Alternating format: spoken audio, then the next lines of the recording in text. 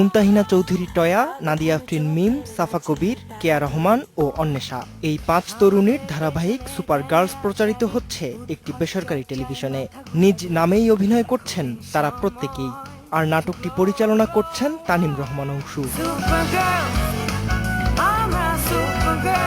নাটকের চরিত্রে টয়া একজন অভিনেত্রী, সঙ্গীত শিল্পী কেয়া, টেলিভিশন সঞ্চালক সাফা, নাদিয়া একজন মডেল আর অন্বেষা অভিনয় করছেন বাস্কেটবল খেলোয়াড় হিসেবে।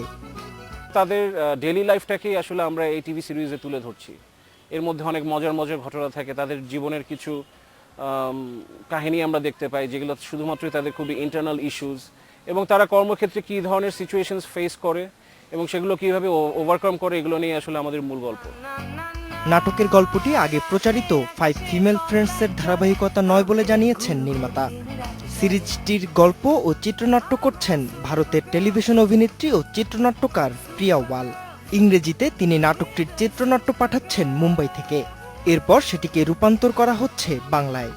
মুম্বাই থেকে নিয়ে আসার পিছনে আসলে কোনো স্পেসিফিক রিজন নাই, আসলে we are trying to do something different this time. আমাদের এখানে যারা স্ক্রিপ্ট রাইটার আছেন, যারা চিত্রনাট্য লেখেন বা গল্প লেখেন, তাদেরকে আমরা তাদের উপর যে আমাদের ভরসা নেই এই ধরনের না ব্যাপারটা, আসলে আমরা একটু চাচ্ছিলাম একটা কোলাবোরেশন বিটুইন 2 কান্ট্রিজ। মুম্বাইয়ে বসবাসরত নাট্যকার এদেশের সমাজ বাস্তবতা কতখানি বুঝতে পারছেন জানতে চাইলে নির্মাতা বললেন, আলোচনা করে প্রয়োজন মত পরিবর্তন করে নিচ্ছেন নিজেরা।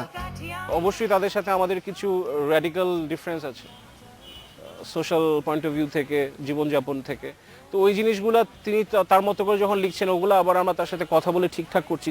ওই এক্সপ্রেশনের জায়গাটা বা ওই মডিফিকেশন জায়গাগুলো মাথায় নিয়ে আমাদের কাজ হচ্ছে। সেই ক্ষেত্রে গল্পটা পুরোপুরি যে মুম্বাই ঘরানার হয়ে যাচ্ছে তাও না। Alpha I media production limited প্রযোজিত ধারাবাহিকটির সূচনা সঙ্গীত করেছে জনপ্রিয় ব্যান্ড দল চিরকুট। Faisal Siddiqui, independent news, Dhaka.